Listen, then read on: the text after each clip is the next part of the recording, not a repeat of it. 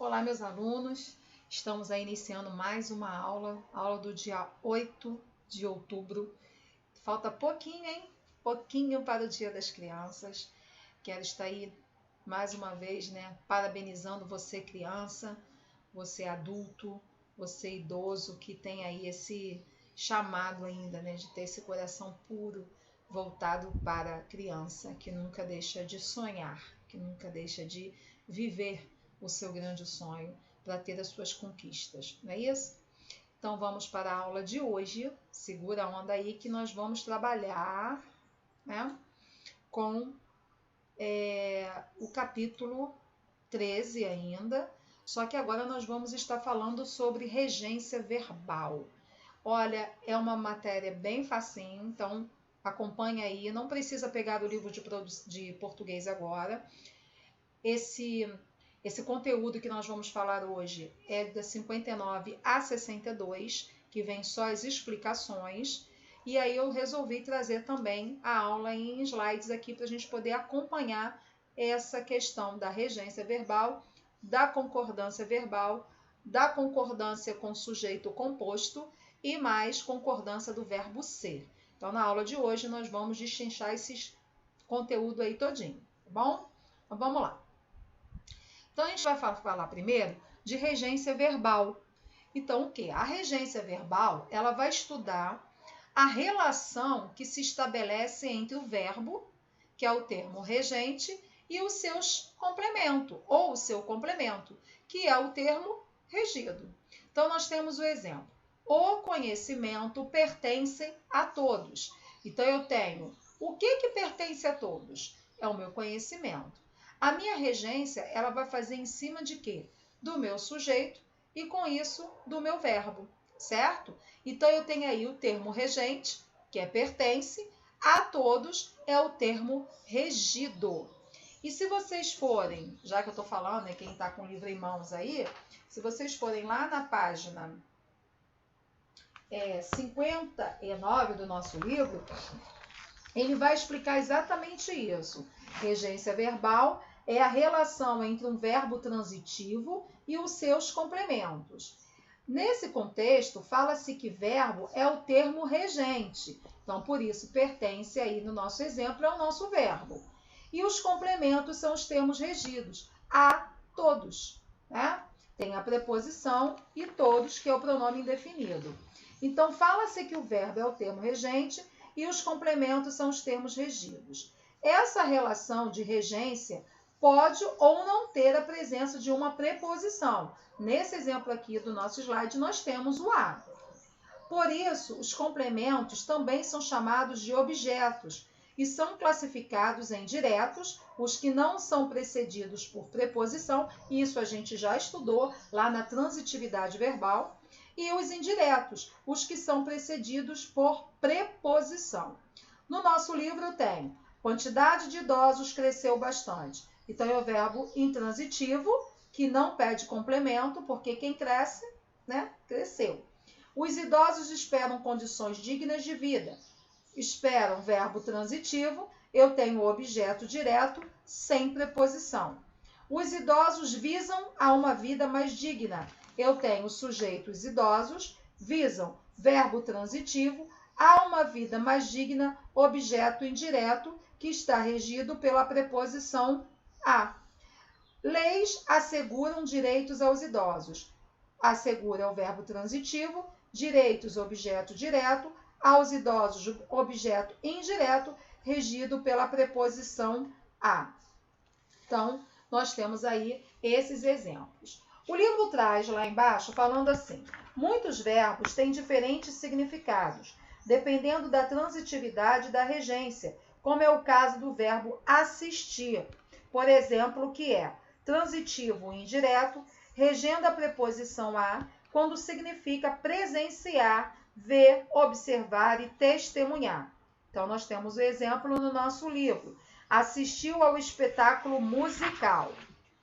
Outro exemplo que ele traz na página 60, ele fala: intransitivo, quando significa residir, morar, vindo acompanhado por uma adjunta adverbial de lugar, o qual é regido pela preposição em. assisti em Cuiabá. Transitivo direto normalmente quando significa cuidar de uma pessoa doente ou ajudar, recorrer, auxiliar alguém. Exemplo, o enfermeiro assiste o idoso, ou seja, ele cuida do idoso. Transitivo indireto, regendo a preposição a, quando significa ser de competência de alguém, caber a alguém, né? Assistem aos idosos diversos direitos. Então, cabe aos idosos diversos direitos. Então, eu trouxe aqui para vocês também essa regrinha. Ó, assistir, não é? Que é pertencer, verbo transitivo indireto, e visar, que é o quê? Mirar, verbo transitivo direto.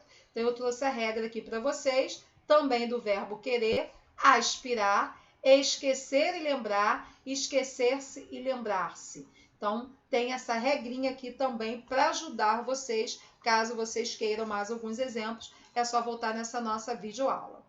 Depois, o nosso livro ele traz concordância com o sujeito composto, não é?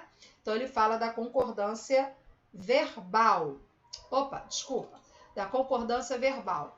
Estuda as relações de número e pessoa que se estabelecem entre verbo e o sujeito a ele relacionado. Então, nós temos um exemplo aí. O garoto era esperto, certo? As garotas eram espertas. Então, olha lá. Estuda as relações de número e pessoa que se estabelecem entre o verbo e o sujeito. Então, o garoto era esperto, até porque só tem um sujeito aí, não é? O garoto. E mesmo assim, a palavra está no singular. Quando eu digo as garotas eram espertas, eu tenho o verbo, as garotas já estão no plural. Então, logo o meu verbo, a concordância com ele, também tem que ir para o plural. Aí, gente, no livro de vocês, não é? Na página 60, também tem o exemplozinho do verbo aspirar. Lembrando que eu trouxe mais, né? Eu trouxe o assistir, visar, querer, aspirar, esquecer e lembrar. Então, concordância verbal, está lá embaixo do livro de vocês. Concordância verbal é a relação entre o verbo que se forma o predicado e o sujeito da oração. Então, essa relação faz com que o verbo se flexione em número e pessoa, que eu acabei de explicar. Então, o número de idosos cresceu muito nas últimas décadas. Eu tenho o sujeito na terceira pessoa do singular, logo eu vou ter o meu verbo na terceira pessoa do singular também. Os idosos reivindicam seus direitos. O núcleo do sujeito está na terceira pessoa do plural, ou seja, idosos está no plural. Reivindicam, verbo também está na terceira pessoa do plural. Na página seguinte, na página 61, o livro traz concordância com sujeito composto. Vamos lá? A concordância do verbo com sujeito composto se dá assim. Quando o sujeito composto estiver posicionado antes do verbo, este ficará no plural. Então, olha, o ônibus e o caminhão deslizaram na pista. Então, nós temos o ônibus e o caminhão. Nós temos aqui o quê? Um sujeito composto antes do verbo, certo? Quando eu tenho deslizaram na pista, o meu verbo está após o meu sujeito, ou seja, então, quando o sujeito composto estiver posicionado antes do verbo, este ficará no plural. Observação. O verbo pode ficar no singular principalmente em dois casos, quando os núcleos são sinônimos e quando formam uma enumeração gradativa. Então, eu tenho a paz e a tranquilidade reinava ou reinavam naquele lugar. A angústia, a inquietação e o desespero o dominou ou dominaram. Então, o sujeito composto é aquele que apresenta dois ou mais núcleos. Nós já aprendemos isso nas classificações do sujeito. Então, o nosso livro ele diz: a regra básica da concordância prevalece também nos casos em que o sujeito apresenta dois ou mais núcleos. O verbo concorda no plural. Eu e ele respeitamos os idosos. O respeito e o carinho são fundamentais para os idosos. Lembrando que aqui nesse exemplo, são, o verbo está na terceira pessoa, logo, os meus sujeitos estão antes do verbo. Se está antes do verbo, o meu verbo também vai para o plural. Depois, o livro ele traz também a concordância com o verbo ser. A concordância do verbo ser pode, às vezes, concordar com o sujeito da oração e, às vezes, com o predicativo. Então, quando o sujeito e o predicativo são nomes de coisas, o verbo ser pode concordar com o sujeito ou com o predicativo. Interferentemente, essa dupla traz o quê? A possibilidade, permite ao falante estabelecer a concordância com o elemento ao qual pretenda dar maior destaque. Então, nossas vidas era uma verdadeira festa. Eu tenho o sujeito no plural, o verbo também está no plural e o predicativo no singular. Mas por quê? Porque eu estou trabalhando com o verbo ser, fazendo a concordância do verbo ser.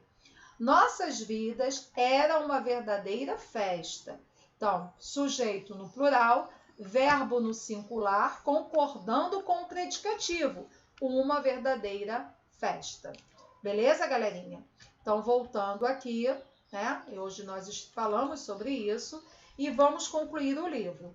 O sujeito composto vem depois do verbo e é formado por núcleos no singular, diferente da concordância com o sujeito composto, certo? Diferente disso aí. Aí, na página 62, ele vem falando da concordância com o verbo ser. Em geral, a concordância do verbo ser é optativa, podendo ser feita tanto com o sujeito quanto com o predicativo. Se a intenção é dar ênfase ao predicativo, o verbo concordará com ele. E se a ênfase é sobre o sujeito, sugere-se a regra geral. Então, hoje são 25 de dezembro. Hoje é 25 de dezembro. Tudo é mistério, tudo são mistérios. Se o sujeito ou predicativo indicar pessoa ou estiver representando por pronome pessoal, a tendência é o verbo concordar com esses termos. Então, o governo somos nós, o governo sou eu, o problema são os outros. Então, a gente está sempre concordando. Certo, galerinha? E aí, até bem interessante, olha lá. Nas indicações de tempo, o verbo ser concorda com a expressão numérica. Então, é 1 hora, são 2 horas. Beleza? Então, até a nossa próxima aula, que amanhã nós vamos estar falando sobre a questão aqui de interpretação também, tá? Então, aí eu só vou vir para a gente estar corrigindo as páginas finais do nosso capítulo, quase chegando ao final do nosso capítulo 13. Então, já podem ir fazendo, que na próxima semana eu também vou estar corrigindo tudo, inclusive o suplementar do capítulo 13. Porque logo, logo nós estaremos iniciando o nosso livro 4, que é o último livro do nosso ano, não é? Que já falta pouquinho para a gente encerrar. Então, meus amores, até a próxima aula. Fiquem com Deus e um grande beijo.